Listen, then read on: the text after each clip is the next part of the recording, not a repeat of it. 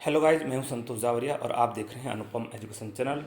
आज के इस वीडियो में हम आपको प्री बोर्ड परीक्षा 2020-21 कक्षा 12वीं विषय रसायन शास्त्र जो सब्जेक्ट है यानी केमिस्ट्री है उसके जो प्रश्न पत्र पर चर्चा करेंगे। तो आइए बिना विलंब किए हम इसके 1 बाय 1 सभी प्रश्नों की चर्चा करते हैं और आपको उत्तर बताने की कोशिश करते हैं। साथ ही आपको ये बता दें कि आगामी जो पेपर्स हैं उनके सॉल्यूशन भी आपको लगातार उपलब्ध कराए जाएंगे और साथ ही इस वीडियो के माध्यम से हम आपको बताने की कोशिश करेंगे कि जो वार्षिक परीक्षा में इस प्रश्न पत्र से कितने परसेंट क्वेश्चन पूछे जाएंगे इसकी चर्चा हम बीच में करेंगे। तो हमारे वीडियो को अंत तक देखते रहें। चलिए तो बिना विलंब किए हम आपको पहला प्रश्न दिखाते हैं। सीजियम क्लोराइड की इकाई कोशिका में उपस्थित सीजियम आयन की संख्या कितनी होती है? तो इसका राइट आंसर है 1। उसके बाद में NaCl की अंतरायनिक दूरी होती है, क्रिस्टल की अंतरायनिक दूरी होती है तो ये A/√2 होती है। इसके बाद में कोलाइडी कणों का आकार सेंटीमीटर में कितना होता है? तो कोलाइडी कणों का आकार सेंटीमीटर में होता है 10⁵ से 10⁵7 सेंटीमीटर में होता है, ये ध्यान रखना है। उसके बाद में नेक्स्ट क्वेश्चन है C6H5N2Cl जिसे बोलते हैं डायजोनियम क्लोराइड की CuCl ACl की प्रेजेंस में क्रिया होती है तो C6H5Cl प्लस N2 बनता है, इसमें N2 लिखना है। तो ये जो अभिक्रिया होती है सैंडमायर अभिक्रिया होती है, इसका राइट आंसर B है। इसके बाद रेयान बनाने में प्रयुक्त कार्बोहाइड्रेट कौन सा है? तो रेयान बनाने में पॉलीसेकेराइड का उपयोग करते हैं और पॉलीसेकेराइड में सेलुलोज का प्रयोग करते हैं, तो यहाँ पर सेलुलोज का राइट आंसर है। उसके बाद रिक्त स्थान भरें। तो देखिए पहला क्वेश्चन इस तरह से, शून्य कोटि की अभिक्रिया की दर स्थिरांक की इकाई क्या है? तो शून्य कोटि की अभिक्रिया की दर स्थिरांक की इकाई है मोल प्रति लीटर प्रति सेकेंड। फिर सुन लीजिए, मोल प्रति लीटर प्रति सेकेंड होती है। उसके बाद नेक्स्ट क्वेश्चन है, स्वर्ण संख्या रक्षी कोलाइडी की क्या होती है? रक्षण शक्ति को व्यक्त करती है। नेक्स्ट क्वेश्चन है, रसायनों का राजा रसायन को कहा जाता है? तो देखिए रसायनों का राजा जो है वो कहा जाता है सल्फ्यूरिक अम्ल को, जिसका सूत्र होता है H2SO4। सल्फ्यूरिक अम्ल को रसायनों का राजा कहा जाता है। यहाँ पर अधिकांश विद्यार्थी कंफ्यूज हो जाते हैं। एक और होता है अम्लराज, वो अम्लराज होता है और वो होता है HNO3 और ACl का 1:3 का मिश्रण। क्या होता है? 1:3 का मिश्रण, HNO3 और HCl का 1:3 का मिश्रण।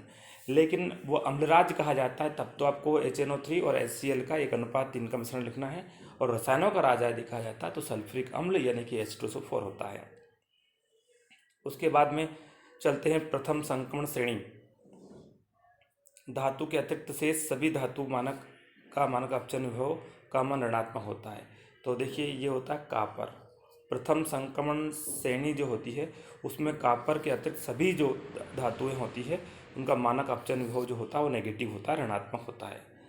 उसके बाद में नेक्स्ट क्वेश्चन आ रहा है, NiCO4 टेट्रा कार्बोनिल निकल में किस प्रकार का संकरण पाया जाता है? तो ये आपको ध्यान रखना है, sp3 प्रकार का संकरण पाया जाता है। चलिए अगले क्वेश्चन की ओर चलते हैं, लेकिन यदि आपने हमारे चैनल को अभी तक सब्सक्राइब नहीं किया है तो सब्सक्राइब अवश्य कर लें। चलिए यहाँ पर सही जोड़ी के बारे में चर्चा करते हैं। सही जोड़ी का हमारा जो पहला पार्ट है, सुपर हैलोजन किसे कहते हैं? तो सुपर हैलोजन कहा जाता है फ्लोरीन को। ये ध्यान रखना, फ्लोरीन एक प्रबल ऋणात्मक तत्व होता है इसलिए इसको सुपर हैलोजन कहा जाता है। और उसके बाद में म्यूरेटिक अम्ल ये कहा जाता है, हाइड्रोक्लोरिक अम्ल को ही म्यूरिस्टिक अम्ल या म्यूरेटिक अम्ल के नाम से जानते हैं। और एडम उत्प्रेरक, और यह एडम उत्प्रेरक होता है PT:PTO2 होता है। यहाँ पे प्लेटिनम डाइऑक्साइड को जो है एडम उत्प्रेरक कहा जाता है। और डाईएजो परीक्षण इसका संबंध होता है एनिलीन से, जिसका फार्मूला है C6H5NH2। और एल्डोज ये क्या? ग्लूकोज। आप देख पा रहे हैं एल्डोज और ग्लूकोज, तो इसका संबंध इस तरह से। तो इस प्रकार आपने सही जोड़ी के इस प्रश्न को समझा। आगे की ओर बढ़ते हैं। एक वाक्य में उत्तर लिखिए। तो एक वाक्य में उत्तर में पहला प्रश्न आता है अपमिश्रण क्या है? तो देखिए, क्रिस्टलीय पदार्थों में अशुद्धि मिलाने की प्रक्रिया को अपमिश्रण कहते हैं और अर्धचालकों में चालकता बढ़ाने के उद्देश्य से अपमिश्रण किया जाता है। फिलहाल आपको अपमिश्रण किसे कहते हैं वो लिख देना है। अर्धचालकों में अशुद्धि मिलाने की, अल्प मात्रा में अशुद्धि मिलाने की प्रक्रिया को अपमिश्रण कहते हैं।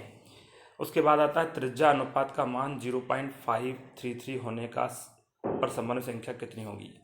तो देखिए, जिन क्रिस्टलों के लिए 0.414 से 0.724 के मध्य समन्वय संख्या का मान होता है, त्रिज्या अनुपात का मान होता है, उनकी समन्वय संख्या का मान 6 होता है।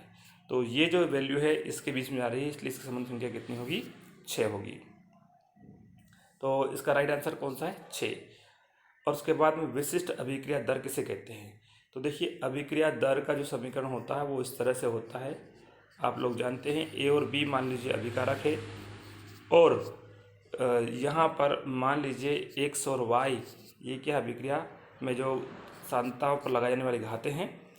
तो अभिक्रिया दर क्या होती है, ध्यान समझना। विशिष्ट अभिक्रिया दर क्या होती है, ये क्या, अभिकारक ए की सांद्रता और अभिकारक बी की सांद्रता। यदि सांद्रताएं कितनी हो, 1 हो, तो हम क्या लिखेंगे, किसी रासायनिक अभिक्रिया में अभिकारकों की सांद्रताओं का मान इकाई होने पर जो रासायनिक अभिक्रिया दर होती है उसे विशिष्ट अभिक्रिया दर कहते हैं। फिर से समझ लीजिए, ये आर अभिक्रिया दर है और इसका जो फार्मूला होता है इस तरह से होता है, ए और बी। यहाँ पे सांद्रताएं एक्स या वाई कुछ भी हो सकती है, सांद्रताओं पर घात। अब यदि इसमें ए का मान 1 और बी का मान 1, ये क्या है, ये सांद्रता है। तो किसी रासायनिक अभिक्रिया में अभिकारकों की सांद्रता इकाई होने पर, जैसा कि आप देख पा रहे हैं, इकाई होने पर उस रासायनिक अभिक्रिया की जो दर होती है इसे विशिष्ट अभिक्रिया दर कहते हैं। ठीक है, आगे की ओर चलते हैं। मोहर लवण का रासायनिक सूत्र लिखिए। तो देखिए, मोहर लवण फेरस अमोनियम सल्फेट को हम मोहर लवण कहते हैं। तो ये फेरस सल्फेट इंटू डाट लगा देंगे, ammonium sulphate NH4 whole twice SO4 N2 6H2O। ये जो होता है फेरस अमोनियम सल्फेट, इसमें 6 अणु क्रिस्टल जल होता है, इसे मोहर लवण कहते हैं। उसके बाद चलते हैं, RNA में पाए जाने वाली उस नाइट्रोजनस क्षार का नाम बताइए जो DNA में नहीं पाया था। तो देखिए, RNA जो है में जो पाए जाने वाला जो नाइट्रोजनस बेस है वो होता है यूरेसिल। क्या होता है, यूरेसिल।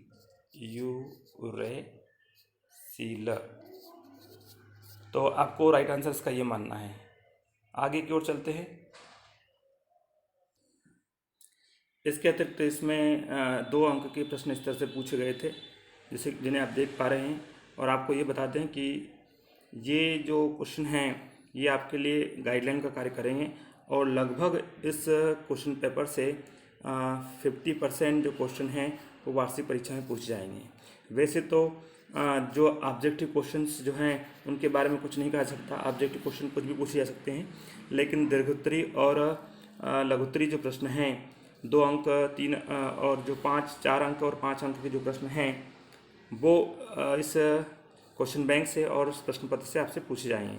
तो आप इन प्रश्नों की तैयारी अच्छी तरह कर लें और अपना अच्छा परफॉर्मेंस प्रस्तुत करने की कोशिश करें। हमारे इस वीडियो को देखने के लिए आप लोगों का बहुत बहुत धन्यवाद। जय हिंद, जय भारत।